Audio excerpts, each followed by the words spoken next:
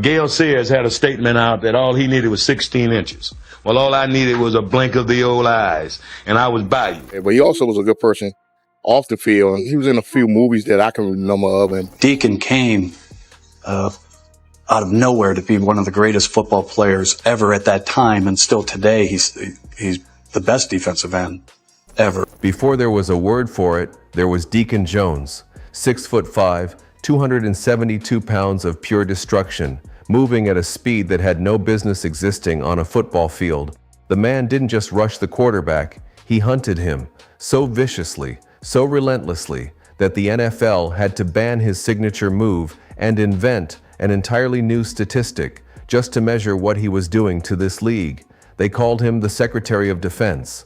And when Deacon Jones was on that field, the office was always open. Even now in our training, we've started doing karate.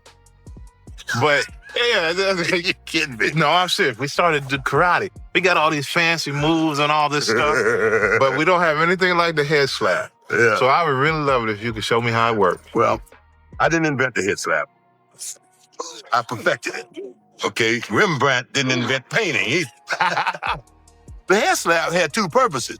Two here, and then occasionally bring that knee right up in the groin area. You got to figure there's a lot of things that went on in this game that they've cleaned up. Mm-hmm. I mean, a lot of dirty stuff went on. I mean, I got to admit it. I had a metal plate right in here. Had it cut to fit in here, and then I put that wet cast on top of it. Mm-hmm. So I really wasn't slapping you with my legal hand. I was slapping you with a piece of metal, solid steel. And I hit that helmet right over that earlobe there, right over that little hole they have there over the ear, and you're ringing for days. You think phones are ringing in your house for the rest of your life? In my first year, in 2007, when I got voted into the Hall of Fame, and I went in, of course, you know, we had the lunch, we had the room, but then we had an appearance in Vegas that evening, that night. Maybe me, Deke, a couple more guys, Fred Biliknikov, a couple more of the older guys. And I was the young guy on that private charter over to Vegas. We got on that charter and we all sat down. The pilot started taking off. Deke looks right at me and says, "Hey, young fella, I don't know how many rings you got out there, but in here, the only ring you will have is that tray. Get to serving that." I was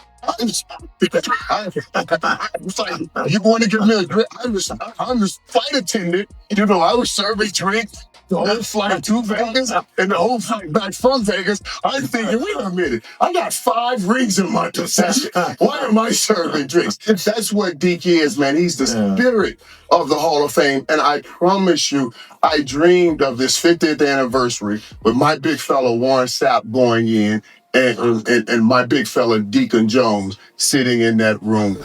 The man didn't just rush the quarterback, he hunted him so viciously, so relentlessly, that the NFL had to ban his signature move and invent an entirely new statistic just to measure what he was doing to this league. Deacon was our quick knife to the heart of the offense. And we really turned him loose and said, "Deacon, come off the ball, go as aggressively and as quickly as you can, and raise as much havoc as you can." He introduced himself to me his rookie year when he ran me down from the back as a young lineman, and I was shocked. So where did this guy come from? My tournament on behalf of Leukemia Lymphoma Society, he came for at least 6 or 7 years. I'd go to California for his foundation things. In fact, I have a picture on my wall. Deke would do whatever he had to get to the quarterback. He built his career making sure that the light was on him, and consequently became an NFL ambassador.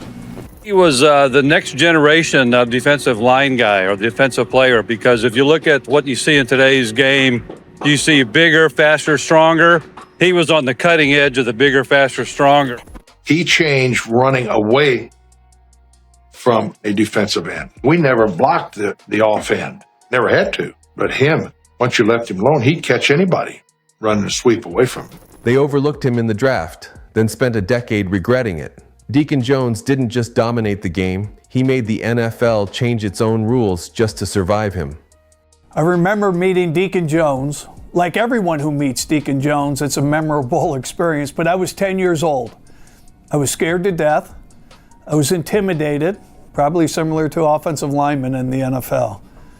But from that day forward, he became one of my best friends and a mentor to me my entire life. Deacon was very fortunate to play among the fearsome foursome, some great men who had excellent talent in football. But Deacon Jones transformed the pass rush. How many people in the history of the NFL can say they invented a term? He invented the term sack because he had so many of them. His records have not been broken, and I don't think they ever will be broken. And that's why the award the NFL for most sacks in a season is called the Deacon Jones Award, because he was the greatest. In his time, when he played ball, it wasn't a time where African Americans can just go off and play pro ball. So he was the one that I say that broke the barrier. When we're talking about the famous four that we know about Deacon Jones, he broke that barrier where it can at least give kids hope. Deacon Jones has more sacks than anybody in the history of this game, but they won't go back and count them past 1981 and 1982. Why not give credit where credit is due? From the 14th round of football immortality, Deacon Jones made quarterbacks fear the snap of the ball. One man, one mission, rewrite the game forever. When he decided that he wanted to play football, he was really scrawny. He was a really skinny kid. And my dad, he encouraged him. But he, back in his mind, he thought he would never make it, because he's too small, On the Sundays that he played, our house would be just like a stadium. It was packed in there so you couldn't get a standing room only. As long as they could just see the TV, they were there. Even though he was a giant of a guy and big and so mean and hard on the field, but he was just a sweetheart. When he passed away, I heard from people all around the world, so it was just amazing the way people cared about him. I loved my brother. He was really dear and near to me.